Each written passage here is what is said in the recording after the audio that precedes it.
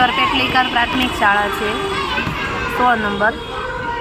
બાળકો free homework કરીને જ્યારે ફ્રી થાય ત્યારે એ લોકો મોટાભાગે મોબાઈલ જોવાનું શરૂ કરી દે છે અને મોબાઈલમાં ગેમ રમે છે, રીલ્સ જોવે છે, નવા વિડીયા જોવે છે. તેનાથી બાળકોના મગજને અને યાદશક્તિને નુકસાન થાય છે. તો એના લીધે બાળકનું ઉદ્ધરવીકરણ કરવા માટે તેઓને આ ગેમ્સ બાજુ વાળીશ કે તેઓ ઇન્ડોર ગેમ્સ કે આઉટડોર ગેમ્સ ઘણી બધી ગેમ્સ આવે છે તે રમી શકે છે. તેનાથી તેનું શારીરિક સ્વાસ્થ્ય પણ ખીલે છે અને માનસિક રીતે પણ ફ્રેશ થાય છે અને મોબાઈલનો શિકાર બનતા અટકી શકે.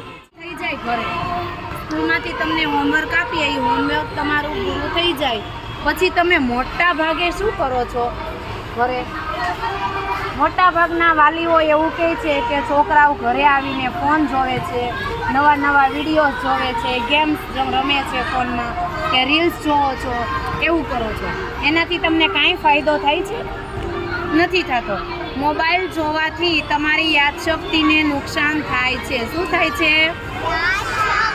નુકસાન થાય છે. યાદશક્તિ ઓછી થાય, મગજના તંતુઓ હોય ને એ નબળા પડી જાય અને તમારી આંખોના પડદા છે ને, આંખોમાં નંબર આવે. મોબાઈલની લાઇટથી, મોબાઈલમાં જે બ્લુ કલરની લાઇટ થાય છે ને એનાથી તમારા આંખના પડદાને ખૂબ જ નુકસાન થાય છે. પછી તમને નંબર આવે, ચશ્મા પહેરવા પડે કે લેન્સ પહેરવા પડે, આવું બધું થાય ને. તો આપણે ગેમ રમવાની કે ફોનમાં રીલ્સ જોવાની કે વિડીયા જોવાના નહીં. તો શું કરશું આપણે ફ્રી હોઈએ ત્યારે શું કરશું? કેવી ગેમ્સ આવે બોલ? કબડ્ડી, બેટ બોલ,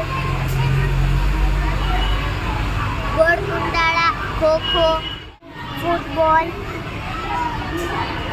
બેટ બોલ,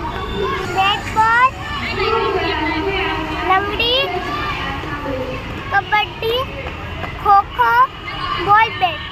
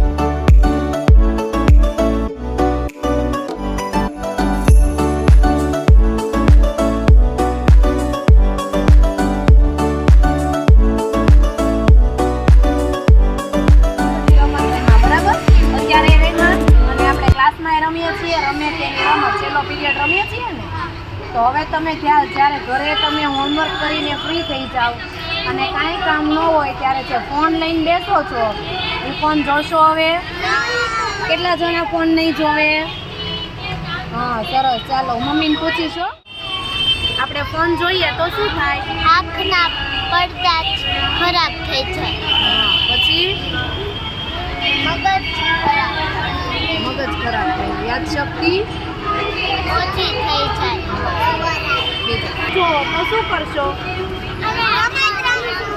કેવી રમત રમશો? ખોખો, લંગડી, લીંબુ ચમચી, નદી પર્વત, ક્રિકેટ, લંગડી, બેટ બોલ, લીંબુ ચમચી, ટીપુ,